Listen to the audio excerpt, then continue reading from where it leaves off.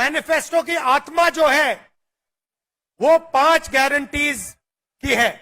सबसे पहले बेरोजगारी के लिए, हिंदुस्तान के युवाओं के लिए साल में 1 लाख रुपए की सैलरी वाली नौकरी हर युवा को मिलेगी। तो हमने एक अप्रेंटिसशिप का कानून बनाया है। इसमें हिंदुस्तान के हर युवा को, जैसे हम मनरेगा में रोजगार की गारंटी देते हैं, वैसे हिंदुस्तान के हर युवा को 1 साल की अप्रेंटिसशिप की गारंटी मिलेगी। प्राइवेट सेक्टर में होगी, हेल्थ केयर सेक्टर में होगी, एजुकेशन सेक्टर में होगी, सब सेक्टर्स में हम हिंदुस्तान के युवाओं को 1 साल की अप्रेंटिसशिप 1 लाख रुपए की देंगे। और ये युवाओं के लिए हमने सिर्फ एक बात रखी है, क्योंकि भाषण के लिए इतना टाइम नहीं है, तो जो सब कुछ हम कर रहे हैं वो मैं बोल नहीं रहा हूं। सिर्फ एक युवाओं की गारंटी यहां आपके सामने रख रहा हूं। मगर अगर आप मैनिफेस्टो में देखेंगे तो युवाओं के लिए अनेक और वायदे हमारे मैनिफेस्टो में हैं।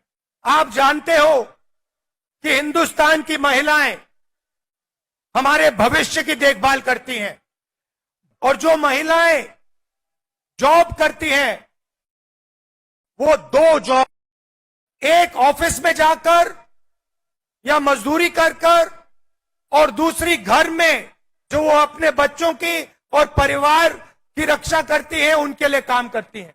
నేను భావిస్తున్నాను और हिंदुस्तान में मोदी सरकार के आने के बाद करोड़ों लोग फिर से गरीबी में घुस गए हैं। इसीलिए हम एक नारी न्याय कानून लाएंगे।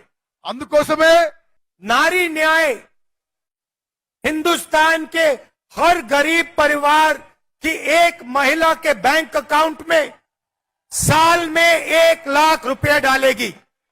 ये क्रांतिकारी कदम है। ఇది విప్లవాత్మక మార్పు తీసుకోవాలని సమాజంలో చెప్పిన మనం చేస్తున్నాను। इससे पूरे देश का चेहरा बदल जाएगा। हिंदुस्तान के सबसे गरीब परिवारों को कम से कम 1 लाख रुपया सीधा बैंक अकाउंट में कांग्रेस पार्टी की सरकार देने जा रही है। इसका मतलब हिंदुस्तान में कोई भी ऐसा परिवार नहीं होगा जिसकी आमदनी 1 लाख रुपए प्रति साल नहीं होगी।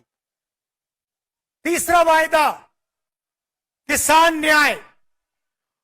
आप जानते हो कि आज हिंदुस्तान में रोज हजारों किसान आत्महत्या करते हैं। इस देश में रोज 30 किसान आत्महत्या करते हैं। नरेंद्र मोदी ने हिंदुस्तान के सबसे अमीर लोगों का 16 लाख करोड़ रुपया कर्जा माफ किया है, मगर किसानों का 1 रुपया कर्जा माफ नहीं किया। इसीलिए किसान न्याय के माध्यम से हम किसानों का कर्जा माफ करेंगे और लीगल एमएसपी की गारंटी देंगे। हिंदुस्तान के किसानों को उनके प्रोडक्ट्स के लिए, उनके प्रोड्यूस के लिए मिनिमम सपोर्ट प्राइस, कानूनी मिनिमम सपोर्ट प्राइस मिलेगी और स्वामी नाथन फॉर्मूला के मुताबिक मिलेगी। हम मिनिमम वेज लाएंगे। मनरेगा के लिए और दूसरे मजदूरों के लिए कम से कम 400 रुपए प्रतिदिन की मिनिमम वेज हम लागू कर देंगे। और 5वां वायदा, शायद सबसे जरूरी और ऐतिहासिक वायदा, हिंदुस्तान में 50% आबादी पिछड़े वर्ग की है, 15% आबादी दलितों की है, 8% आबादी आदिवासियों की है, 15% आबादी माइनॉरिटीज की है और 5% आबादी गरीब जनरल कास्ट की है। अगर आप इन सबको मिला दें तो 90% आबादी इन लोगों की बनती है। ఇవన్నీ మీరు కలిపితే मगर आप अगर हिंदुस्तान के संस्थाओं को देखो, इंस्टीट्यूशंस को देखो, बड़ी बड़ी कंपनियों को देखो, तो इनमें से आपको कोई भी उन कंपनियों में, उन इंस्टीट्यूशंस में, उन संस्थाओं में नहीं दिखाई देता। मीडिया की सबसे बड़ी कंपनी की लिस्ट निकालिए, उनके मालिकों में आपको एक पिछड़ा वर्ग का व्यक्ति, एक दलित, एक आदिवासी नहीं मिलेगा।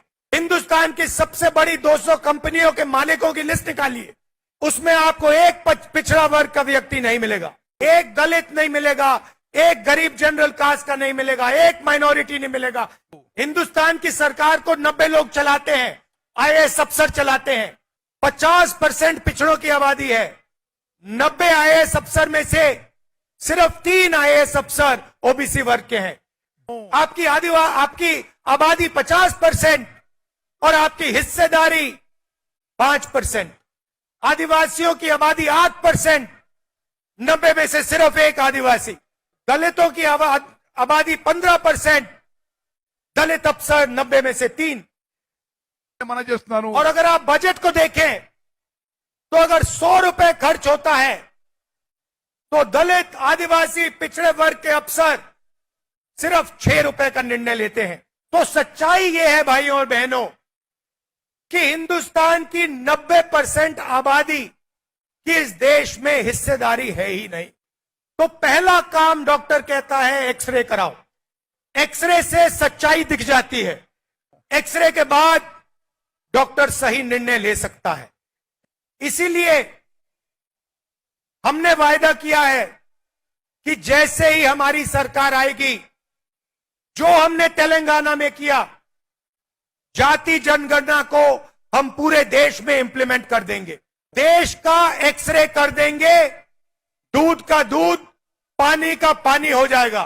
पिछड़े वर्ग को, दलितों को, आदिवासियों को, गरीब जनरल कास्ट के लोगों को, माइनॉरिटीज को पता लग जाएगा कि इस देश में उनकी भागीदारी कितनी है। इसके बाद हम फाइनेंशियल और इंस्टीट्यूशनल सर्वे करेंगे। ये पता लगाएंगे हिंदू किसके हाथों में है, कौन से वर्ग के हाथ में है। और इस ऐतिहासिक कदम के बाद हम क्रांतिकारी काम शुरू करेंगे। जो आपका हक बनता है वो हम आपके लिए, आपको देने का काम करेंगे। चाहे वो मीडिया हो, ब्यूरोक्रेसी हो, हिंदुस्तान की सब संस्थाएं हो, वहां हम आपकी जगह बनाकर आपको हिस्सेदारी देंगे।